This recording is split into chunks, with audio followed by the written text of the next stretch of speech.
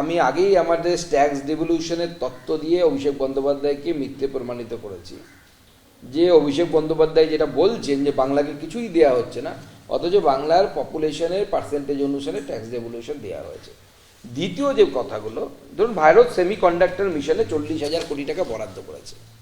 আমি অভিষেক বন্দ্যোপাধ্যায়কে বলছি, প্রশ্ন করছি, এই 40,000 কোটি টাকার যা সেমিকন্ডাক্টর মিশনে আমাদের কেন্দ্র সরকার বরাদ্দ করলো, তার লাভ নেওয়ার জন্য আপনার সরকারের প্ল্যানিংটা দেখান আমাকে।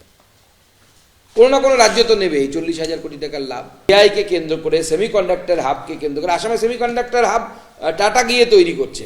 আমার প্রশ্ন অভিষেক বন্দ্যোপাধ্যায়কে, উনি বা ওনার দল কেন, ওনার রাজ্য সরকার কেন এই ধরনের পরিবেশ তৈরি করতে পারছেন না যে পশ্চিমবঙ্গে সেমিকন্ডাক্টর হাবের জন্য টাটা না হোক, অন্য কেউ হোক, অন্য কোনো কোম্পানি হোক, যাদেরকে ওনাদের পছন্দ, লুলু, হুলু, ভুলু, কেউ তো আসবে এখানে। লালুও আসে না, ভুলুও আসে না, টাটা তো ছেড়েই দিন, টাটা তো বিদায় নিয়ে গেছে।